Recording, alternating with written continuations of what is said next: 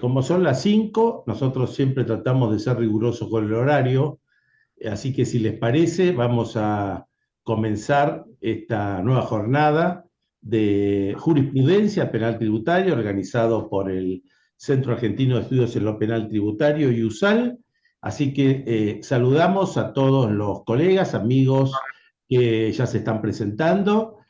Por supuesto, el agradecimiento muy especial a Graciela Manonella y a Cristian Scoponi, que hoy van a ser los dos expositores del tema de hoy. Hoy tenemos dos temas muy interesantes en la parte jurisprudencial. Recuerdan que a partir de este año hemos cambiado un poco el esquema de estas charlas porque ahora analizamos en forma sistemática dos temas centrales. Hoy el tema central que va a desarrollar Cristian Scoponi es el de la prescripción penal, un tema realmente muy interesante, y Graciela va a desarrollar los aspectos procesales generales que también tenemos que tenerlo siempre en cuenta. Así que yo diría, sin más, vamos a comenzar. Comenzamos entonces con Cristian Scoponi. Cristian, muy buenas tardes y gracias por tu permanente disponibilidad para con el centro. Bueno, Humberto, querido, buenas tardes para todos. Gracias. El agradecido soy yo por siempre estar ahí abriendo puertas y espacios para poder intercambiar y vertir alguna opinión. Como has dicho, el tema que tengo es de la prescripción. Verdaderamente tenemos un tiempo acotado. La prescripción es un tema absolutamente amplio. En materia de derecho penal tributario me he encontrado con temáticas de las más variadas que se han ventilado en ámbito de la prescripción. Pero bueno, la idea es hacer un raconto de justamente tendencias, temas que se han ventilado en materia de prescripción, así que yo he elegido, he hecho una selección, un recorte arbitrario, voy a hacer un marco general, porque siempre, digamos, destinado a todo público para poner en eje la temática, un marco general muy breve de lo que es la prescripción, y 4 temas que me han parecido, hay un montón de temas atractivos, pero 4 temas en conexión con el derecho penal tributario. Como primera cuestión, en esto no vamos a demorarnos mucho tiempo, pero sí tenemos que explicar, digamos, que la prescripción extintiva es un instituto de vieja data que combina el tiempo, el paso del tiempo, cuestión que no es ajena a ninguno, y la inactividad de aquel sujeto que detenta una facultad, en este caso el derecho del Estado a ejercer el poder punitivo. Con el paso del tiempo hace que opere la prescripción extintiva.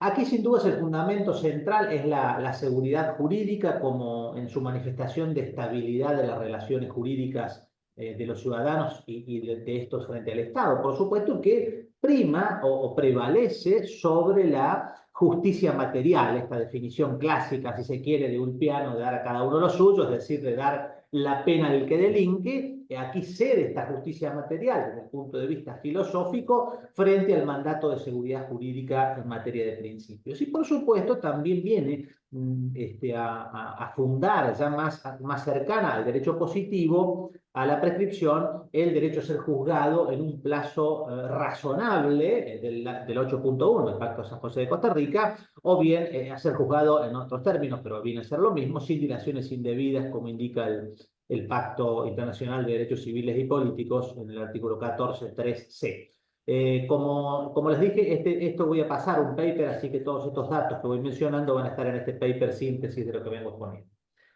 En cuanto a los efectos de la prescripción, sabido es que el artículo 59 del Código Penal involucra en su inciso tercero a la prescripción como una causal extintiva de la acción penal. Y esto, a su vez, se proyecta en el plano procesal o encuentra salida a partir de la resolución, de la conocida resolución de sobreseimiento, tanto el Código Procesal Penal Federal como el Código Procesal Penal del año 92, el Código Procesal Penal de la Nación, ambos se encuentran en general, todos los códigos se pronuncian por la vía del sobreseimiento, que como se sabe es una resolución que genera cosa juzgada, por lo tanto no habilita una posterior persecución, es decir, torna operativo el non bis in idem.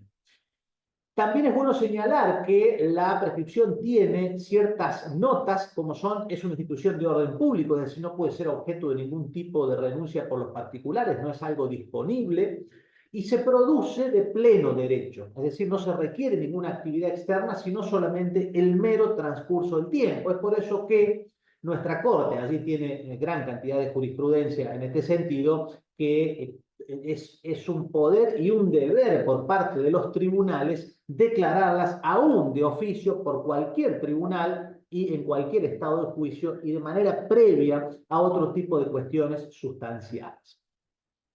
Entonces, esa es la fisonomía. En cuanto al plazo, esos son los efectos, el plazo, el artículo 62 en materia de régimen penal tributario, ya acercándonos un poco a nuestra temática, tenemos penas temporales, por lo menos por ahora el derecho penal del enemigo viene galopando fuerte en algunas cuestiones, pero por ahora no hemos llegado a la pena perpetua en materia de delitos tributarios, todas penas temporales, por lo tanto, la pauta está dada por el 62, inciso 2 del Código Penal, que indica que la prescripción ocurre en el máximo de la pena que ese delito tiene en abstracto, que no podrá ser inferior a 2 años ni superior a 2. Es decir, un delito de evasión tributaria simple prescribe a los 6 años, por ejemplo, que es el delito que vamos a tomar de base para el transcurrir en adelante.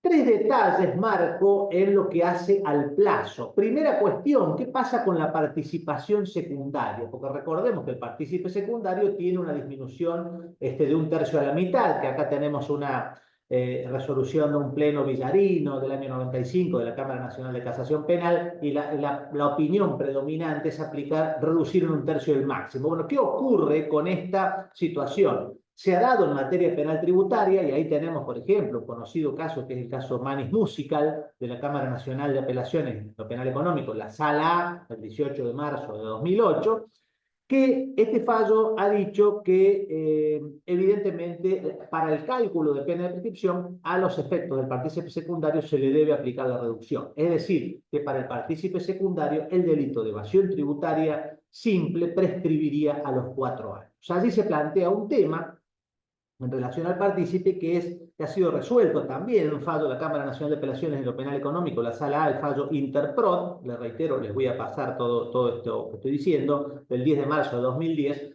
en donde se discutió en qué momento comienza a correr la prescripción para el partícipe. Es decir, el dies a quo, que es un gran tema en materia de prescripción, si comienza a correr cuando el partícipe secundario ha hecho su aporte, en caso de que haya hecho un aporte y se haya retirado, o comienza a correr en la consumación que tenemos que tener presente para el autor. Indudablemente, por el carácter accesorio que siempre reviste la participación secundaria, el partícipe secundario tiene una participación dolosa en el delito doloso del autor. Por lo tanto, la interpretación correcta es tomar el dies a quo del partícipe secundario en el mismo momento en que se toma el dies a quo para el autor, si bien, insisto, con un plazo acotado. La segunda cuestión relativa que tiene incidencia en la consideración de los plazos es qué ocurre, se ha planteado en materia tributaria, cuando cuando existen dudas razonables acerca de la subsunción jurídica. Es decir, por ejemplo, para poner un caso, podría ser un caso en donde existan ciertas dudas sobre el monto, si serían 16 millones o 14, de manera que no sabemos si opera la subsunción típica en el artículo 1 del régimen penal tributario o en el artículo 2. En ese caso, es decir, si el monto a prescribir va a ser de 6 o va a ser de 9 años. En estos casos, hay la Cámara Nacional de Apelaciones en lo Penal Económico, en un precedente Bernstein de la Sala A del 15 de marzo de 2010 allí, con referencia a un fallo que es de la Cámara Federal de Casación Penal, fallo Clevanier, ha sostenido que es correcto sostener inicialmente el encuadre en la hipótesis más grave, porque normalmente será la que sostenga el fiscal o la querella en su caso. Por supuesto, aquí voy a una cuestión casuística y de probanzas, siempre y cuando esa subsunción en la figura más grave encuentre alguna interlocución razonable con la prueba que tenemos en el expediente. Lógicamente, no puede ser, como se ha dicho en doctrina, un enfoque de mayor gravedad al solo efecto de impedir el goce de la prescripción por parte del imputado. De ninguna manera puede ocurrir de ese modo. Pero sí, razonablemente podemos sostener ambos encuadres, debe estarse por lo menos transitoriamente o provisionalmente al más grave para negar la prescripción. Por supuesto que si después con el avance de la investigación se consolida que hubiera sido la calificación es la de menor tiempo y ese tiempo ya hubo pasado en aquel momento, retroactivamente se tendrá que declarar la prescripción. Por esto es importante, esto que mencionaba antes, que es un instituto de orden público y que opera de pleno derecho. No hay posibilidad de que purgue de ninguna manera. Y la tercera cuestión que tiene que ver en relación al monto es lo que ocurre, qué pasa cuando hay concurso real, ¿no? Es decir, la pena máxima se eleva, el código penal a partir del año 2005 con la ley 25990 plasmó lo que ya venía sosteniendo la Corte en numerosos fallos, que es la teoría del paralelismo, es decir, la prescripción corre, se suspende, se interrumpe separadamente para cada delito y para cada persona en el proceso. Esto también es muy importante porque en la prescripción no hay prescripciones de causas o de casos. La prescripción siempre tiene que ser declarada en relación a un sujeto en concreto. Y por supuesto, aparece también en vinculación al plazo como una cuestión adicional, que simplemente la voy a mencionar, que me parece importante tenerlo en cuenta, que a veces el plazo entre el hecho y el acaecimiento de una sentencia definitiva se extiende mucho más allá de los plazos de prescripción, porque, como he mencionado, hay causales suspensivas e interruptivas. Entonces esto hace que a veces se llegue a situaciones realmente absurdas. Aquí aparece un correctivo axiológico que es el instituto de la insubsistencia de la acción penal. Es decir, hay un conocido caso, que es el caso Oliva Herli, si mal no recuerdo, un tema penal aduanero, en donde la Corte dijo no puede ser que haga 18 o 20 años que no se dicte sentencia definitiva. Es decir, esto es una tergiversación, ha dicho la Corte, de todo el esquema de garantía, ¿no? Es decir, acá aplicaría algo muy parecido a lo que es la vieja fórmula de Radbruch, ¿no? Del famoso caso de los guardianes del muro del Tribunal Constitucional alemán, que dijo que el derecho cuando repugna, cuando provoca repugnancia desde la interpretación, deja de ser derecho y por lo tanto puede ser dejado de lado. Bueno, esta institución de la insubsistencia de la acción penal hay que tenerla presente porque puede, desde el punto de vista del derecho positivo, no haber prescripto, pero se considera igualmente insubsistente y la salida se canaliza técnicamente a partir o se asimila técnicamente a la prescripción. Ahora sí, ya entrando en el primero de los aspectos, esto es un marco general, entrando al primer aspecto de los específicos vinculados al derecho tributario. Hay un primer aspecto que, si bien es muy conocido, hay mucho sobre esto, incluso Humberto ha escrito algunas cosas por ahí y demás, es una cuestión que no la podemos obviar, que es el dies a quo en general cuando hay en materia tributaria. Acá este encuentro, que es lo que hace realmente tan interesante el derecho penal tributario, es este encuentro del derecho penal sustantivo con el derecho tributario sustantivo, con la matriz de los impuestos y demás. El dies a quo como regla general vamos a encontrar que está previsto en el artículo 63 del Código Penal, que indica que el dies a quo es cuando empieza a correr el plazo de la prescripción y es desde la medianoche del día en el que se cometió el delito, ¿no? Sacando la hipótesis del delito continuado, que es cuando cesa, pero esta es la definición a partir de la medianoche del día en que se cometió el delito. Sí marca una distinción que es importante por lo que vamos a ver luego, que la comisión tiene que ver o mira, y esto lo sostiene la doctrina penalista casi uniformemente, la comisión mira a la acción del sujeto, mientras que la consumación es más apropiada para lo que es delitos de resultado porque justamente requiere la consumación integrar todos los elementos del tipo objetivo más el resultado. Distinto de la comisión, que la comisión, ya cuando entramos en el íter de ejecución, es decir, entramos en fase de tentativa, ya hay, como sostiene Zaffaroni, por ejemplo, ya la conducta es perseguible y por lo tanto podría haber comisión. En los delitos tributarios, diciendo que yo los interpreto como el delito de evasión, como un delito de resultado, y así también lo considera la jurisprudencia mayoritaria, es este caso, es la consumación, es decir, cuando se encuentran reunidos todos los elementos del tipo penal. Sostiene en este sentido Bacigalupo, Choclán Montalvo, F.R. Olivé también, bueno, entre otros autores. Y aquí, claro, ya bajando la matriz concreta, tenemos dos situaciones. Una de menor polémica, que es cuando tenemos un hecho imponible de ejercicio anual, que es en el caso del impuesto a las ganancias. Allí tenemos menos dificultades porque el año del impuesto a las ganancias coincide con lo que la Corte llamó tempranamente, ahí en el fallo Morrone del año 99, la condición objetiva de punibilidad de esto que está en el tipo penal de evasión, que es el ejercicio anual. Ahí el legislador ha fijado un ejercicio anual para el modo de computar los importes que operan también como condiciones objetivas de punibilidad, entendido este fallo, entendió que eran ambas condiciones objetivas de punibilidad. Entonces, esta cuestión del ejercicio anual que aún aclara el legislador, aún cuando se trata de un tributo instantáneo, como en el caso del IVA, o de periodo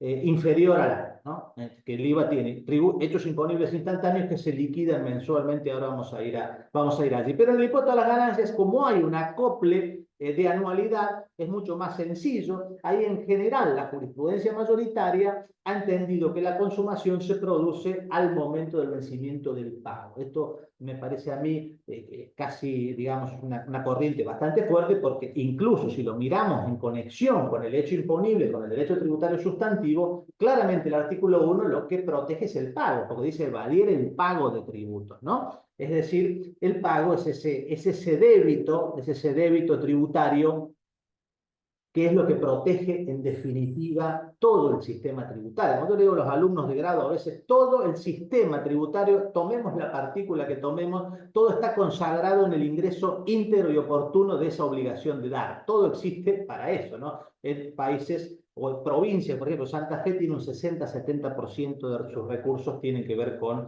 recursos de origen tributario, para situar la importancia de este verdadero fenómeno. Entonces, allí se produce el momento de vencimiento del pago, que es bastante más simple y no presenta mayores dificultades. Sí se da una divergencia con qué pasa cuando yo anticipo mi declaración jurada. Si la presento antes, ya de perfeccionado el hecho imponible, presento la declaración jurada.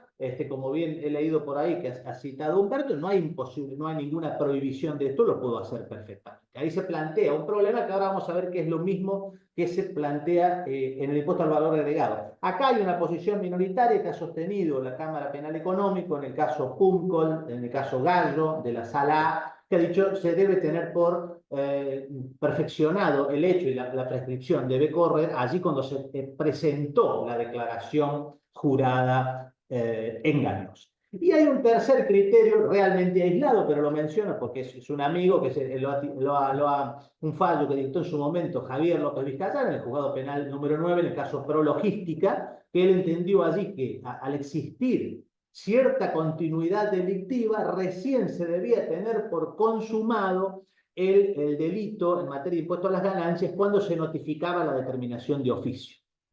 Este fue bastante criticado, este fallo. Yo creo que si bien está frondosamente argumentado, creo que hay dos obstáculos insalvables para esto, que es los caracteres de la declaración, de la determinación de oficio, porque ahí está cuando sobreviene para definir estas cuestiones las lógicas de derecho tributario sustantivo. La determinación de oficio es meramente declarativa, no constituye, como el acertamento italiano, la obligación tributaria. Es decir, simplemente declara un hecho del pasado. Y por lo demás, al momento de notificarse, no está firme. Entonces, mal podría entenderse allí que opera la comisión. Por lo demás, también se ha criticado con otros argumentos de que quedaría a expensas de los sujetos la consolidación en definitiva del momento de la prescripción. Y como dije al inicio, por eso son importantes los fundamentos filosóficos de las cuestiones, esto tiende a afianzar la seguridad jurídica y esto sería un contrasentido, sería un oxímoron plantearlo de esa manera. Pero bueno, es un criterio que me parece, de hecho ese fallo fue revocado por la Sala B el 27 de septiembre del año 2019. Y llegamos ahí por ahí a lo que más polémica ha generado en el caso de estos hechos imponibles instantáneos de declaración mensual, que es el impuesto al valor agregado. Acá podríamos seguir manteniendo la misma lógica, decir, bueno, está al vencimiento y pago de la declaración jurada. Ahora, la gran pregunta que se ha generado esto es cuál declaración jurada, la última engañosa o la última del periodo de 12 meses, ¿no? Porque se da el supuesto, de hecho ha habido casos en donde la declaración jurada engañosa puede ser una o han sido varias, pero la última engañosa se ha verificado de una persona humana que tiene periodo del 1 de enero al 31 de diciembre, digamos, se da la última engañosa en julio, que es la que paga en agosto, y bueno, y ahí pasa, ¿no? Es decir, ¿qué vamos a tomar como criterio? La última anual, que sería la de diciembre, que vence en enero para este sujeto, o la última engañosa, que sería la de julio, que vence en agosto. La posición mayoritaria entiendo que es la que sostiene que se da la última con la última del periodo anual, es decir, para el caso de que estemos para una persona humana, sería la consumativa, independientemente de que sea engañosa o no, sería la de diciembre que vencería en enero. Esto un poco apoyado en el fallo Morrone que he citado anteriormente, que justamente remite a esta lógica de fortaleza del legislador penal que se decidió por el ejercicio anual, y ha hablado la jurisprudencia allí de una unidad fáctica delictiva, es decir, ese año como una unidad fáctica delictiva. La otra posición que se ha sostenido en la Sala B, hay un fallo Vesubio, fallo Chavarría Romero del año 2009, hay fallos de la doctora Stracke en el juzgado, en su momento, juzgado penal tributario número 3, que sostienen que se consumaría en este ejemplo en la declaración jurada al vencimiento para presentación y pago de la declaración jurada de julio, es decir, en el mes de agosto, con argumentos de sostener la irrelevancia la irrelevancia de tener que esperar que transcurra el plazo, porque entiende que se ha completado el tipo penal, no entrando en consideración las cuestiones de tentativa. Bueno, esto es quizás lo más interesante para debatir, ¿no? Porque yo creo ahí, después lo debatiremos entre todos un poco, pero hay algunas cosas que es muy difícil explicar sosteniendo. Yo me inclino más por sostener que es la última del periodo anual, no solo por el correlato con el artículo 1 del régimen penal tributario, sino porque plantea algunos problemas irresolubles, porque es ¿qué pasa si se produce una nueva evasión en el mes de diciembre? Aquella que yo reputé consumada. ¿Cómo hago para mover la consumación a diciembre? Porque ¿dónde voy a disparar la jurisprudencia? Y si ambas, la declaración jurada de julio, pongamos, y la de diciembre, son por 1.700.000 el monto evadido, serían como, no llega a la agravada, pero no puedo entender que haya concurso real dentro del mismo periodo anual, porque eso me lo obstaculiza el propio artículo 1. Entonces, es muy difícil mover, porque recordemos también que cuando un delito se consuma provoca básicamente 4 efectos que vienen a complicar el escenario en esta cuestión para sostener esta postura, que es no se puede participar, no puede haber partícipe después de que se ha consumado, se dispara el curso de la prescripción, no se puede desistir, no se puede desistir voluntariamente, y se torna irrelevante el comportamiento posterior, salvo que la ley específicamente le dé ese efecto, como pasa en el artículo 16. Entonces, es muy difícil pensar, porque tampoco cabría, como se ha sostenido por allí, pensar que si evade la reputo consumada en la de julio y se evade en noviembre o diciembre, podría ser un incremento del perjuicio. Ahora, ¿cómo se canaliza esto? Porque por la teoría del delito, hay autores que han pretendido canalizarlo por el lado del agotamiento, pero el agotamiento no funciona de esa manera, por cuanto el agotamiento, como dice, por ejemplo, Percy García Cabero, es decir, si hay una empresa criminal nueva, que sería ponerse a evadir de nuevo, no puede haber agotamiento. El agotamiento es una consecuencia casi natural que fluye del comportamiento anterior, es decir, la persona que roba y después en la esquina vende lo que ha robado. Bueno, eso sería un delito copenado y todas estas cuestiones, pero no puedo incorporar perjuicio nuevo cuando hay un nuevo delito de evasión. Entonces se plantea, por supuesto, los casos que se han decidido son, la última engañosa era la de julio y después no había nada hacia adelante, no he encontrado un fallo en donde se haya dado esta particularidad. Entonces ahí es más limpia la decisión, pero cuando uno la pone, le hace un test desde el punto de vista técnico y supone una nueva evasión en noviembre, diciembre, hace todas estas cuestiones de ruido, que es decir, ¿qué hago con esta cuestión? Y aparte, por supuesto, elimina, porque otro tema que se plantea allí es qué pasa si el sujeto revierte la situación y llega a al último periodo y la evasión sumado a los 12 meses da 1.000.000, la baja. Bueno, claramente, yo creo que hay digamos, ¿qué relevancia tiene el comportamiento del que revierte la evasión que se ha producido? Si se da antes de la consumación, habrá desistimiento voluntario. Si se da después de la consumación, podrá entrar hoy por hoy en el artículo 16. Es decir, esas serían las dos vías que yo entiendo que podrían aplicar, por supuesto, porque comparto la mirada de que debe ser la última del periodo anual, no solo por morrones, sino por todas estas cuestiones que son difíciles de sortear. El segundo tema, que lo voy a sintetizar un poco porque ya he consumido una parte considerable del tiempo, es el efecto de la prescripción tributaria sobre el tema penal.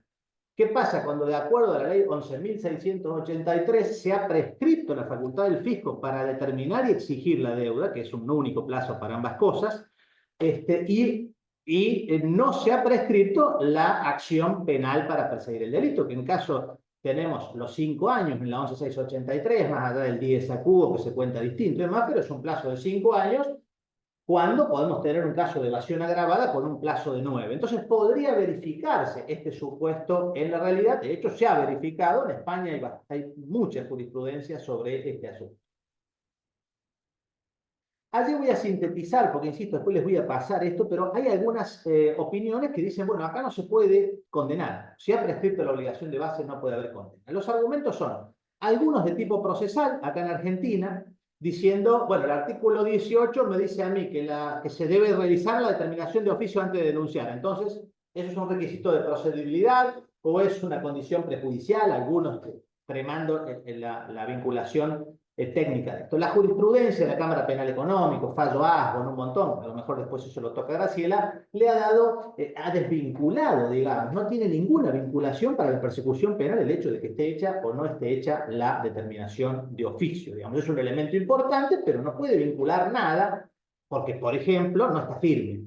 Poco podría vincular un acto que todavía está en ciernes de discusión por el paralelismo de vías. Entonces, esta vertiente procesal no sería adecuada para impedir que avance el escenario penal. Y desde el punto de vista sustantivo se ha pretendido allí, las cuestiones más fuertes se han anclado por el lado de la atipicidad sobreviviente, que es una posición que ha trabajado en España bastante fuerte bajo Fernández, Miguel Bajo Fernández, y acá en Argentina ha tenido alguna receptividad. Es decir, al haber prescripto, aparece que ya no tengo un sujeto obligado, por lo tanto, si no tengo un obligado, me falta un elemento del tipo, por lo tanto hay atipicidad. Este sería un poco el razonamiento que surge de esto. Claramente, y en ánimo de sintetizar, allí la jurisprudencia, el Supremo Tribunal Español ha rechazado esto en innumerables sentencias, que ahí se las paso enumeradas en el paper, que ahora les subiré al chat, porque me lo acaban de pasar en PDF,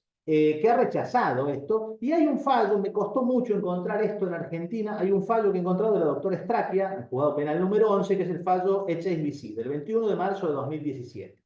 En ese fallo se planteó exactamente eso, la defensa, había ciertos pedidos que estaban prescritos, planteó un incidente de falta de acción, que está bien planteado desde el punto de vista técnico, por atipicidad manifiesta, ¿no? Que sabido que debe ser manifiesta la atipicidad.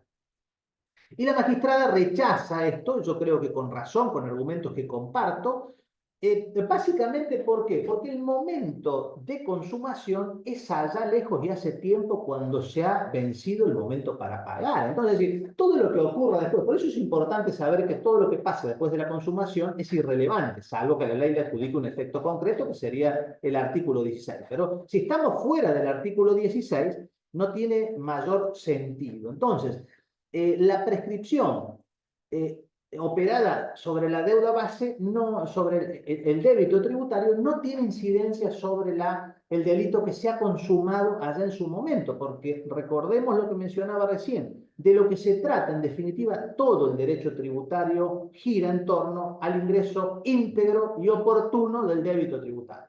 Entonces, acá hubo un débito tributario que no se ingresó de manera íntegra y oportuna, por lo tanto, se lesiona la hacienda pública en sentido dinámico con el no ingreso íntegro y oportuno de esa suma de dinero, y desde el derecho penal, en la técnica de la teoría del delito, se encuentra el elemento, reunido todos los elementos y se encuentra consumado.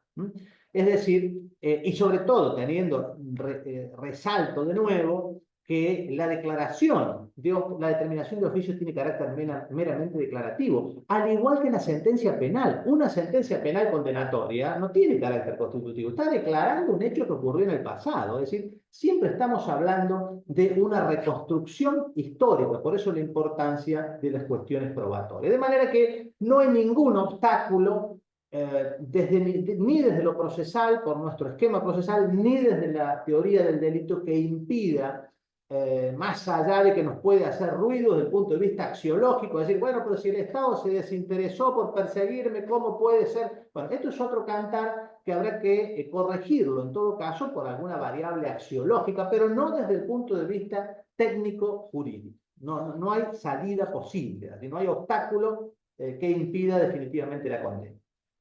El tercer tema es un tema que me ha parecido muy interesante porque he tomado un fallo del Juzgado Federal de Lomas de Zamora vinculado a una persona jurídica, Punta Mogote, del 26 de diciembre de 2022. Fíjense que se plantea algo bastante interesante, que es cuál es el plazo de prescripción para la persona jurídica cuando está imputada por un delito penal tributario, en virtud del régimen que tiene en el artículo 13, el régimen penal tributario, en su segunda parte del artículo, ¿no? La primera parte tenemos la cláusula de extensión de autoría, y en la segunda la responsabilidad penal de las personas jurídicas. Si imputa a una persona jurídica un delito tributario, ¿cuál es el plazo de prescripción que corresponde hacer? La defensa había postulado, los periodos son del 2013 al 2017, por lo tanto tengamos este pequeño detalle, que es antes de la 27430. Recordemos que la 27430 elimina la multa de las sanciones del catálogo del artículo 13, digamos, en una afrenta menos grosera del non bis in idem, sacan la multa de ahí, dejan la del 46, pero esa sale. Entonces, en ese momento estaba la multa y la defensa dice, mire, acá está prescrito porque acá la sanción que está como probable es la de multa, por lo tanto, el 62, inciso 5, dice que la multa prescribe los 2 años.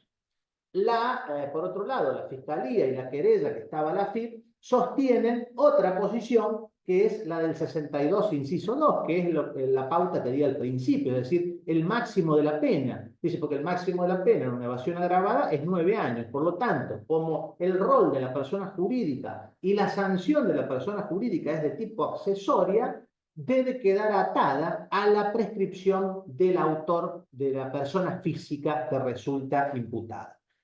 Ante esto, el juez descarta las dos posiciones, La del artículo 9 dice no se puede, la de los 9 años, perdón, que toma la pena de prisión, no se puede, dice, porque dice llanamente no se le puede aplicar una pena de prisión a la persona jurídica, y la sanción a la persona jurídica, dice el juez, no es accesoria, es una sanción independiente. Entonces, eso va de suyo que no lo aplico. Pero tampoco aplica la de multa, porque en ese momento ya toma el catálogo actual de la 27430 y no está la pena de multa. ¿Cómo construye su postura el magistrado? Allí el magistrado creo que construye bien, porque toma el criterio de, o sea, primero, las penas que tiene el artículo 13 del régimen penal tributario no están todas contempladas en el artículo 62, entonces no hay una pauta directa, no ve una pauta directa de correspondencia. Entonces, utiliza y se pregunta en una cuestión, utilizando el artículo 57 del Código Penal. El artículo 57 dice que cuando en el concurso hay varias penas de distinta naturaleza, debo estar a la más grave. Bueno, dice, evidentemente la pauta es la de mayor gravosidad. Ahora no voy al artículo 5 del Código Penal, como marca este artículo 57 que les mencioné, sino que va correctamente, creo yo, al artículo 13, que es al catálogo de penas que prevé el régimen penal tributario. Y allí, esa es la primera pregunta que se hace: ¿cuál es la pena más gravosa en conexión con el caso? y sostiene que en conexión con el caso, la pena más gravosa que le podía imponer a esta persona jurídica, que no era de las de tipo instrumental que se pueden cancelar, es la suspensión total de actividades. Ese es el primer paso que da la construcción de su razonamiento. Y el segundo paso se pregunta, tomando que esta es la pena más grave, la suspensión total de actividades, ¿cuál es la equivalente del artículo 62? Y allí coincide, o concluye, mejor dicho, en que es la del inciso 3, que tiene que ver con la inhabilitación perpetua, que fija un plazo de prescripción de 5 años. Y ese es el plazo que establece. Yo creo que es una solución muy armónica porque es similar el plazo, porque he leído un artículo del doctor Lozada en el libro que coordina Carolina Roviglio de Institutos de Derecho Penal Tributario, el tomo 2, en donde hace todo este análisis Lozada, y él dice, debe aplicarse el artículo 5 de la 27401, que prevé 6 años directamente. El régimen penal de personas jurídicas, esta ley, habla de 6 años. Y es una opción. Ahora, yo lo que veo es más apropiada quizás la construcción primero está bien porque hay armonía, 5 y 6 hay una armonización, se toman como sanciones independientes y hay una armonía desde el punto de vista cuantitativo, no es un trato desigualitario. Ahora, yo creo más acertada recurrir no a la 27401, que es tentador, por supuesto, sino recurrir al Código Penal. ¿Por qué? Porque nosotros los delitos, el catálogo de sanciones de la persona jurídica, lo tenemos en la 27430. Y la 27430 es una ley especial a los efectos del derecho penal. Cuando veo eso, digo, el artículo 4 del Código Penal, ¿qué me dice? Que las disposiciones de la parte general se aplican a las leyes especiales en cuanto no dispongan lo contrario. Entonces, sistemáticamente, la solución hay que buscarla, me parece a mí, dentro del Código Penal, y coincido con el análisis que ha hecho este magistrado, que por otro lado es el análisis que normalmente se hace en los casos de delitos aduaneros. Lo que pasa es que allí el 876, inciso I, que habla de pérdida de la personería jurídica, es más fácilmente analogable a la inhabilitación perpetua, pero aplican el mismo artículo, el 62, inciso 3, con la inhabilitación perpetua y por lo tanto adjudican un plazo de 5 años de prescripción para la persona jurídica. Y el último, 5 minutos y termino, Humberto, es el tema que me parece a mí, uno siempre cuando doy clases, incluso dentro del derecho penal tributario, el derecho penal tributario infraccional, y en este caso traigo un precedente muy importante en el derecho penal tributario infraccional local.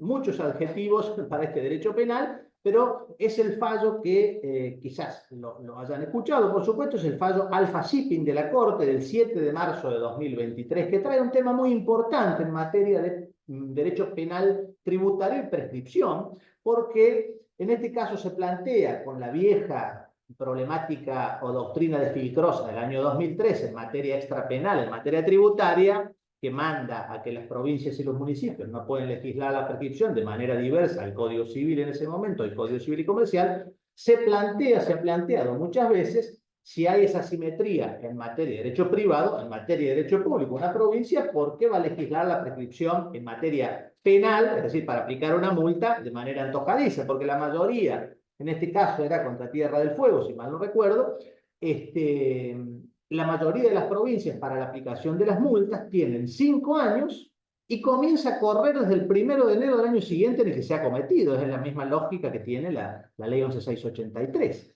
Que es una ley federal y no juega en ningún sentido en este escenario. Entonces, se plantea este escenario de 5 años y comenzando a correr desde el 1 de enero del año siguiente al que se ha cometido, frente a lo que posibilitaría el Código Penal en los artículos que acabo de mencionar, el 62, inciso 3, que prevé un plazo de 2 años para la multa. Y aparte comienza a correr, como en el artículo 63, desde la medianoche del momento en que se ha cometido. Fíjense que la diferencia en un caso es 2 años y en el otro puede llegar a 6 años casi, ¿no? Es decir, la diferencia es enorme. La Corte, en este fallo Alfa Shipping, que insisto, derecho penal tributario infraccional local, del 7 de marzo de 2023, con no demasiada argumentación, simplemente rescatando el argumento central de Filcrosa, donde dice que la prescripción es un instituto general del derecho y no un elemento, un instituto del derecho público provincial, es un instituto general del derecho, y por lo tanto aplicó directamente con el razonamiento de Filcrosa, aplicó la prescripción del Código Penal. Así que esto es algo muy importante para el derecho penal tributario infraccional local, más allá de que hay una disidencia de Rosati que se enfoca más en la corriente autonomista, ¿no? Haciendo un homenaje a lo que sostuvo José Osvaldo Casás en el fallo Sociedad Italiana de Beneficencia, que salió en noviembre y Filcrosa había sido en septiembre del año 2003, ahí a poquito andar, ¿no? Así que, más allá de esa disidencia, la Corte ha zanjado acá la cuestión y, atención, para la cuestión local, aplicaría el plazo de 2 años. Bueno, he tirado una serie de temas, Humberto, hasta acá ha llegado el combustible de los temas recortados, así que quedo después a lo que dispongan, que seguramente habrá muchas cosas para decir. Gracias, Humberto. Muchas gracias, Cristian. Quería compartir contigo algunas reflexiones sobre estos temas previo a la segunda parte. Y en primer lugar, es indudable que en materia de prescripción tenemos normas independientes y autónomas entre la prescripción impositiva y la prescripción penal. De ahí que en la moratoria que hoy tenemos actualmente en vigencia, está previsto el caso concreto donde un contribuyente le ha prescripto ya respecto del fisco las obligaciones fiscales, con lo cual esto pasa al derecho natural y no tendría por qué entrar en moratoria, pero la moratoria le permite entrar justamente en moratoria en la medida que se encuentre en un proceso penal, porque de alguna forma, a través de este proceso penal, él podría lograr como efecto la extinción de la acción penal, ¿no? Así que bueno, este es un tema donde hiciste muy bien en distinguir lo que es el instituto de la prescripción en materia impositiva y en materia penal. Respecto del plazo de prescripción, aquí me gustaría quizás redondear algunos aspectos porque este es diría el tema, quizás uno de los temas centrales y más discutidos durante mucho tiempo. Si bien la jurisprudencia en general es cierto que ha tomado este criterio con que ese momento cero para el cómputo de la prescripción penal es el momento del vencimiento general establecido para la presentación de la declaración jurada y pago del saldo resultante, tal cual vos señalaste, hay algunas situaciones un poco distintas que se presentan en la práctica. Por ejemplo, el tema de la presentación anticipada, como vos muy bien has señalado. Este tema ha sido largamente discutido en materia tributaria y hoy estamos todos de acuerdo con que la presentación anticipada de la declaración jurada presenta y produce virtualidad jurídica como si fuera la presentada al vencimiento. Y yo creo que quizás por esta razón se deriva aquella jurisprudencia que ha interpretado que en ese caso el momento de la prescripción debe tomarse a partir de ese momento, el de la anticipada y no del vencimiento general. No sé si respecto a este punto quieres hacer algún comentario, Cristian. Sí, sí, por supuesto. A ver, yo entiendo, yo tengo la mirada en ese punto, que si hago digamos, producido el hecho imponible, ya ha nacido la obligación tributaria, esto es algo que siempre hay que marcar, una cosa es el nacimiento, otra cosa es la exigibilidad. Es esa ventana de tiempo que a veces suele estar confundido en algunos análisis, son cosas muy distintas. Esa ventana de tiempo, la declaración jurada se debería presentar dentro de esa ventana de tiempo. El tema es qué pasa si yo esa declaración jurada, aún antes que ocurra el vencimiento, la rectifico y salgo del delito. Yo creo que allí Yo creo que en ese, que incluso lo tengo escrito en un artículo, creo que en esa ventana, habiéndose producido el hecho imponible, no antes, si altero la contabilidad antes del 31 de diciembre, para mí eso no es tentativa, es actos preparatorios, porque no ha nacido la obligación tributaria, es como decir, Claro, tentativa de homicidio con una persona que no ha nacido. ¿Cómo hago? Es técnicamente imposible. Entonces, a partir del hecho imponible en el impuesto a las ganancias, hasta el vencimiento del pago, se puede presentar una declaración jurada y obviamente ya estoy en fase de tentativa. Si tomo esta posición del cometer que analizaba de Zaffaroni, claramente hay posibilidad de perseguir. Ahora, no se consuma la consumación. Por eso es importante, yo tomo el delito de evasión como un delito de resultado, requiere el resultado. Y como dice Choclán Montalvo, el resultado perjudicial de lesión no lo puedo tener antes del vencimiento para el pago, lisa y llanamente porque la administración no me podría exigir todavía el pago. Entonces, perfecto. allí creo que lo que se da, sí es un acto de tentativa presentar la declaración jurada de manera anticipada, ya estoy en fase de tentativa. Obviamente que en la mayoría de los casos esto se mantiene y después se consuma. Entonces, simplemente hacemos una discusión por unos días a los efectos de la prescripción, pero técnicamente Exacto. ya está en fase de tentativa. Si rectifica, es un desistimiento voluntario y queda exento de pena. Por supuesto, lo tendrá que hacer ante el pago. Y si ocurrió al momento del pago, ya cristalizó y se consumó. Su posición, su conducta será irrelevante de manera posterior a eso, salvo que encastre en el artículo 16, por ejemplo. Pero esa es Perfecto, la. perfecto.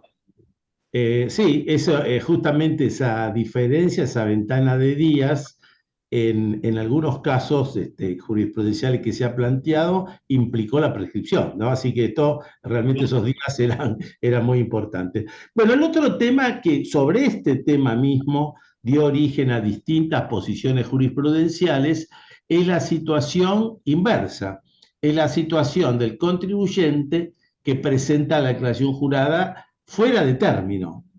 Entonces, como aquí estamos ante el tema del delito de resultado, hay una parte, inclusive de la jurisprudencia, si bien es minoritaria, que ha señalado que en ese caso la prescripción debería correr a partir del momento de la presentación fuera de término de la declaración jurada, insisto, en una posición minoritaria. ¿Cuál sería tu opinión al respecto, Cristian? En mi opinión es que claramente siempre me voy a anclar yo en lo que para mí es lo rico del derecho penal tributario, que es la interacción de los institutos sustantivos. Lo protegido es el débito tributario que debe ser ingresado en tiempo y forma, íntegro y oportuno, digamos, ¿no? Y eso ocurre al momento del vencimiento, que es donde venció la exigibilidad. Es decir, que a los efectos de la materia tributaria, la materia penal tributaria, del delito, de la teoría del delito, incluida la prescripción, este caso se consuma al momento del vencimiento para el pago. Es un caso que para mí tiene una solución analogable a la no presentación de declaraciones juradas. No presentó declaración jurada, ¿dónde se consuma? Y al momento del vencimiento para el pago, porque la obligación tributaria nació en toda su magnitud y con todos sus componentes. Que la persona haya presentado mal, no haya presentado, a los efectos del derecho sustantivo, tributario y penal, es irrelevante eso. Entonces, llega el momento del vencimiento, dañó la hacienda pública en sentido dinámico y claro, por supuesto, porque ahí tendría que haber ingresado de manera íntegra y oportuna su dinero. No lo ingresó en los términos que califica la ley, el artículo 1 del régimen penal tributario, consumó el delito de evasión, ya sea por no presentación o presentación tardía. Lo cierto es que al momento del vencimiento no realizó ningún comportamiento. Si hay ardido engaño de base, va a ser un delito de evasión. No me parece a mí que se pueda considerar el momento posterior, porque fíjense que llegamos a una situación media absurda en que yo como autor manejo la prescripción. Soy el señor de la prescripción. No es posible considerar esto. Claro, perfecto. Bueno, quedaría el tema posiblemente más discutido, que ha sido en relación al IVA, cosa que vos ya has adelantado una posición, que tendría cierta similitud a la evasión de impuestos a los ingresos brutos en el orden provincial, dado que en ambos casos estamos ante impuestos de periodos mensuales. Pero quería detenerme un poco más en el IVA porque se ha presentado en la práctica una situación muy especial. En el IVA nosotros tenemos que el periodo fiscal es mensual. La ley, a los efectos de tomar si supera o no el umbral de punibilidad, me hace considerar todo el ejercicio y el ejercicio calendario a los efectos de la determinación de ese umbral de punibilidad. Entonces, podría perfectamente ocurrir que en los primeros 5 meses, tal cual vos has explicitado, el contribuyente cometió una evasión que sumado en los 5 meses ya supera el umbral de punibilidad, pero después, como consecuencia de lo que es la determinación del IVA en los 7 meses posteriores, se genera la situación inversa con saldos técnicos a su favor, o sea, créditos fiscales superiores a débitos fiscales. Y estos saldos técnicos pueden llegar a ser superiores al impuesto dejado de pagar en los 5 meses. Entonces aquí se plantea realmente el tema que en definitiva termina también con la prescripción, porque yo coincido contigo en el sentido de que a los efectos del IVA habría que tomar el último periodo fiscal del año. Ahí estamos de acuerdo. No, digamos, no toda la jurisprudencia es concorde con esto, pero sí la mayoritaria. Pero respecto del momento en que debería ser la denuncia de administración tributaria, porque ahí sí hubo posiciones encontradas, sería lógico, sería razonable, sería válido que la administración haga la denuncia penal en esos primeros 5 meses porque ya alcanzó el umbral de punibilidad o de alguna manera podría jugar los 7 posteriores. Mira, yo, a ver, yo me inclino por la solución de que no puede, no sería adecuado porque me quedan un montón de cuestiones, que haga la denuncia e intervenga ahí, porque por otro lado dice, che, ¿qué voy a esperar? Que sigue evadiendo el tipo. Bueno, claramente eso así. De hecho, fíjense que en España, la Ley Orgánica 7 del año 2012, a pedido de la Administración Tributaria Española, hay un fallo del Tribunal Supremo Español 1505 del año 2005 que impedía justamente esto con ciertas particularidades. Entonces, la Administración Tributaria Española hizo lobby para esta parte de la reforma que le posibilita, en estos casos, igual que vos me estás planteando, cuando se trate de organizaciones criminales, el supuesto es a organizaciones criminales o sociedades meramente instrumentales para evadir, en ese caso sí la Administración cuando toma conocimiento puede intervenir sin esperar el año, pero excepcionalmente lo ha contemplado, esto está en el artículo 305, 2A del Código Penal Español.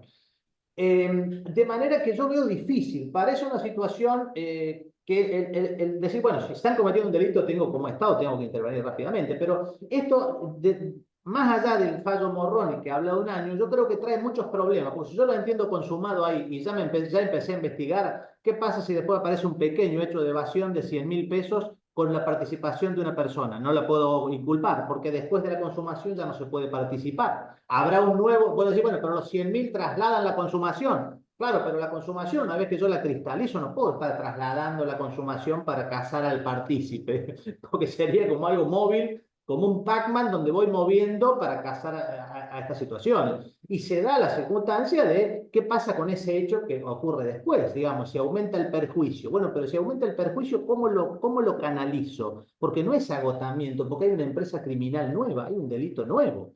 Entonces, se dan unas incongruencias que puede tener 1.700.000 evadido en julio y 1.700.000 en noviembre, pero ya vengo persiguiendo el de julio. ¿Y qué hago? Y bueno, no, pero este es otro nuevo, pero es un concurso real dentro del periodo anual.